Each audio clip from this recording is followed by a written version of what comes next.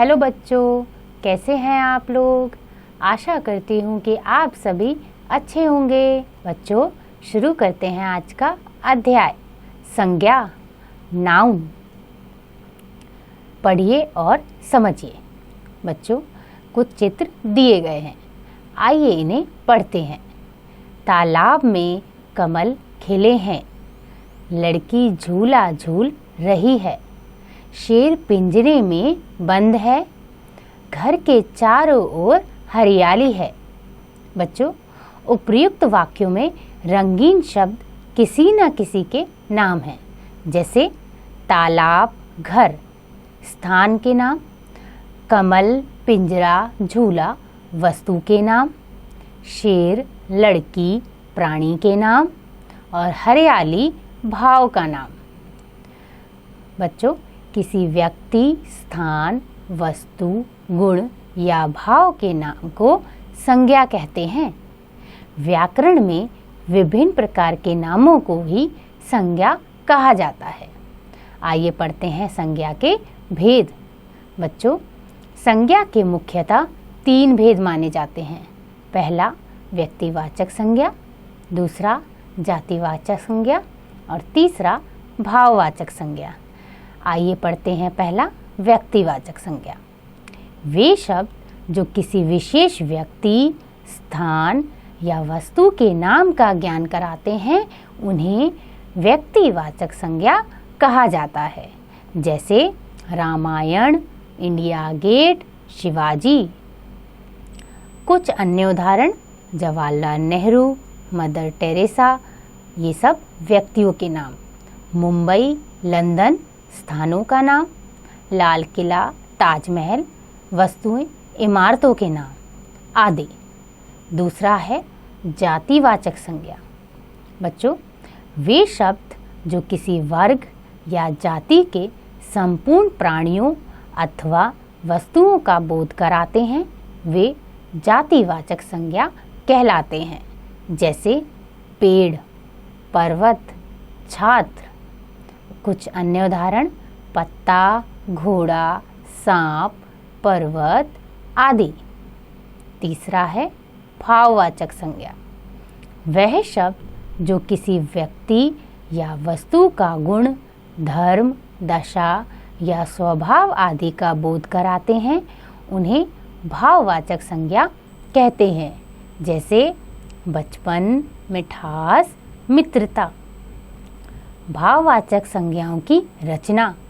बच्चों, मुख्यतः निम्न प्रकार के शब्दों से भाववाचक संज्ञाओं का निर्माण किया गया है। आइए इन्हें पढ़ते हैं।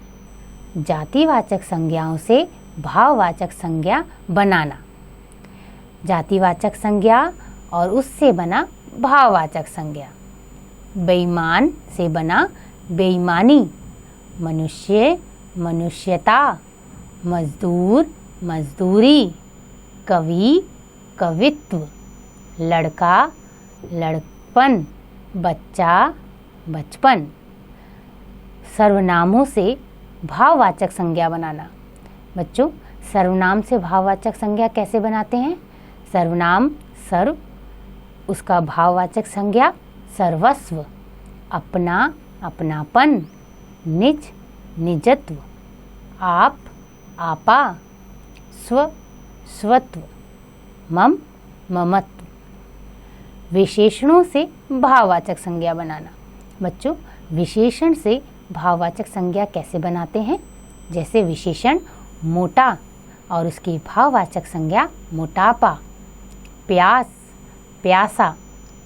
मूर्ख, मूर्खता। भला, भलाई। सफ़ेद, सफ़ेदी। अमीर, अमीरी। क्रियाओं से भाववाचक संज्ञा बनाना। बच्चों, क्रिया से भाववाचक संज्ञा कैसे बनती है? जैसे क्रिया है दौड़ना और उसका भाव है दौड़। हंसना, हंसी। खेलना, खेल। बैठना, बैठक। लिखना, लिखाई। सोचना, सोच।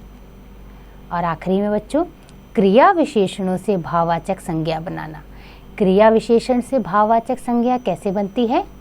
नित्य, नित्यता, निकट, निकटता, शीघ्र, शीघ्रता, जल्दी, जल्दबाजी, बहुत, बहुतायत, दूर, दूरी। तो बच्चों, आपने सीखा किसी व्यक्ति, प्राणी, वस्तु, स्थान या भाव के नाम को संज्ञा कहते हैं।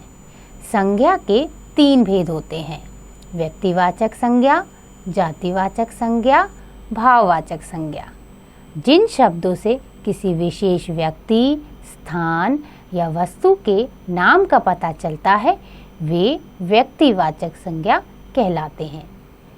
ऐसे शब्द जो किसी सामान्य वस्तु, प्राणी या स्थान की संपूर्ण जाति का बोध कराते हैं वे जातिवाचक संज्ञा कहलाते हैं।